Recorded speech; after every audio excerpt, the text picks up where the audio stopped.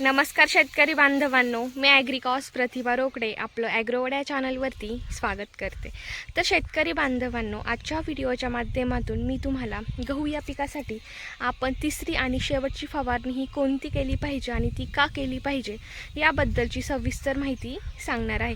त्यासाठी तुम्ही व्हिडिओ शेवटपर्यंत व्यवस्थित बघा की जेणेकरून तुम्हाला समजेल की कोणते औषधं घेतले पाहिजे, त्यांचं योग्य प्रमाण हे किती घेतलं पाहिजे। तर चला आपण व्हिडिओला सुरुवात करूयात। व्हिडिओला सुरुवात करण्याआधी जर तुमचे इतर पिकांबद्दल काही प्रश्न असतील तर तेही नक्की मला कमेंटमध्ये कळवा। आणि जर तुम्ही अजूनही आपला ॲग्रोवर्ड हा चॅनल जर सबस्क्राईब नसेल केला तर नक्की करून घ्या, जेणेकरून या पुढचे येणारे शेतीविषयक जेही नवनवीन व्हिडिओज आहेत हे तुमच्यापर्यंत वेळेत पोहोचतील। तर चला आपण व्हिडिओला सुरुवात करूयात। तर शेतकरी बांधवांनो, हा प्लॉट तुम्ही बघू शकता, एकदम जबरदस्त प्लॉट डेव्हलप झालेला आहे। सुरुवातीपासून म्हणजे पहिल्या फवारणीपासून आपण या प्लॉटचं नियोजन कशा पद्धतीने केलेलं आहे ही जर तुम्हाला सविस्तर माहिती हवी असेल तर आपल्या ॲग्रोवड्या चॅनलवरती मी सर्व व्हिडिओ अपलोड केलेले आहेत। आता तुम्ही हा प्लॉट बघू शकता। तर मी जी तुम्हाला आत्ता फवारणी सांगणार आहे तिसरी, तर आपण ह्या प्लॉटला ऑलरेडी केलेली आहे आणि तुम्ही आता सध्या रिझल्ट बघू शकता। खूप छान रिझल्ट आलेले आहेत। एकसारखी सर्व झाडांची वाढ झालेली आहे, ओंब्या व्यवस्थित पडलेल्या आहेत। त्याचबरोबर ओंब्यांची तुम्ही साईजही बघू शकता, खूप लांब लांब ओंब्यांची साईज आहे। आणि हा प्लॉट तुम्ही बघू शकता, संपूर्ण प्लॉट।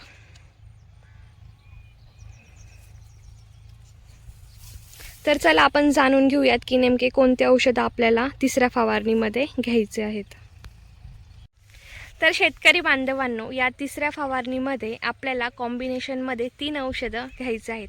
तर त्यामध्ये पहिलं औषध म्हणजे ICL कंपनीचं एक ग्रेड आहे न्यूट्रिव्हंट या नावाने। तर ते ग्रेड म्हणजे 04932।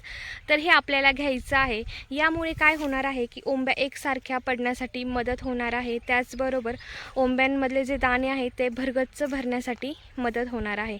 तर यामध्ये नायट्रोजन अब्सेंट आहे, फॉस्फरस अँड पोटॅशियम जे आहे ते 49 आणि 32 या रेशोमध्ये प्रेझेंट आहे। तर हे आपल्याला पहिलं औषध घ्यायचं आहे। याचं प्रमाण घेत असताना शेतकरी बांधवांनो, आपल्याला हे 1 लिटरसाठी 3 ग्रॅम असं घ्यायचं आहे। म्हणजेच जर तुमचा 15 लिटरचा पंप असेल तर यासाठी तुम्हाला 45 ग्रॅम हे औषध घ्यायचं आहे, किंवा जर तुमचा 20 लिटरचा पंप असेल तर यासाठी तुम्हाला 60 ग्रॅम असं या औषधाचं प्रमाण हे घ्यायचं आहे। त्याचबरोबर शेतकरी बांधवांनो, आपल्याला दुसरं औषध घ्यायचं आहे तर ते म्हणजे मायक्रोन्यूट्रियंट। तर मायक्रोन्यूट्रियंट इथे घेण्याचं कारण असं की या अवस्थेमध्ये पिकाला सूक्ष्म अन्नद्रव्यांची अतिशय गरज असते। तर ती भरून काढण्यासाठी आपल्याला यामध्ये मिक्सचर ऑफ मायक्रोन्यूट्रियंट घ्यायचं आहे की जेणेकरून सर्व प्रकारचे मायक्रोन्यूट्रियंट सूक्ष्म अन्नद्रव्य पिकांना हे वेळेत मिळतील। तर ते घेत असताना तुम्ही ग्रोटेक कंपनीचं घेऊ शकता, ग्रो पॉवर मिक्स म्हणून। हे एक मिक्सचर ऑफ मायक्रोन्यूट्रियंट आहे, अतिशय बेस्ट आहे। तर याचं प्रमाण घेत असताना हे तुम्ही 1 लिटरसाठी 2 ग्रॅम असं घ्यायचं आहे। म्हणजे जर तुमचा 15 लिटरचा पंप असेल तर त्यासाठी तुम्हाला 30 ग्रॅम असं औषध घ्यायचं आहे, किंवा जर तुमचा 20 लिटरचा पंप असेल तर यासाठी तुम्हाला 40 ग्रॅम असं या औषधाचं प्रमाण घ्यायचं आहे। आता हे ग्रोटेक कंपनीचं ग्रो पॉवर मिक्स हे जर तुम्हाला नाही मिळालं तर तुम्ही दुसऱ्या कंपन्यांच्याही मिक्सचर ऑफ मायक्रोन्यूट्रियंट घेऊ शकता, परंतु तुम्हाला मिक्सचर ऑफ मायक्रोन्यूट्रियंटच घ्यायचे आहेत की जेणेकरून सर्व प्रकारच्या अन्नद्रव्यांची कमतरता पिकांमध्ये भरून निघेल। यानंतर शेतकरी बांधवांनो, तिसऱ्या क्रमांकाचं औषध म्हणजे सुमिटोमो या कंपनीचं होशी हे PGR। यामध्ये 0.001% जिब्रेलिक ॲसिड प्रेझेंट आहे। तर हे औषध वापरण्याचं कारण असं की यामुळे गव्हाच्या दाण्यांची साईज वाढण्यासाठी मदत होते, त्याचबरोबर गहू परिपक्व होण्यासाठी मदत होते। याचे रिझल्ट अतिशय बेस्ट आहेत। हे तुम्हाला औषध कोणत्याही मार्केटमध्ये इझिली मिळून जाईल, जवळच्या कोणत्याही कृषी सेवा केंद्रामध्ये हे औषध तुम्हाला मिळून जाईल। तर याची वापरण्याची जी मात्रा आहे ती आहे 1 लिटरसाठी 2 ml अशी। म्हणजेच जर तुमचा 15 लिटरचा पंप असेल तर यासाठी तुम्हाला 30 ml असं औषध घ्यायचं आहे, किंवा जर तुमचा 20 लिटरचा पंप असेल तर यासाठी तुम्हाला 40 ml असं या औषधाचं प्रमाण हे घ्यायचं आहे।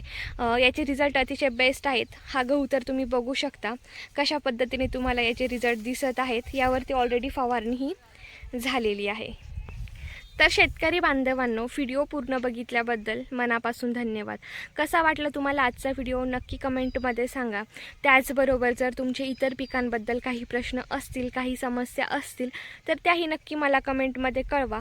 यावरती नक्कीच मी तुम्हाला रिप्लाय करेल. आणि हो, जर तुम्ही अजूनही आपला ॲग्रोवर्ड हा चॅनल जर सबस्क्राईब नसेल केला तर नक्की करून घ्या, जेणेकरून या पुढचे येणारे शेतीविषयक जेही नवनवीन व्हिडिओज आहेत हे तुमच्यापर्यंत वेळेत पोहोचतील. तर चला, आजचा व्हिडिओ मी येथेच एंड करते. हा व्हिडिओ इतरही शेतकऱ्यांपर्यंत नक्की शेअर करा.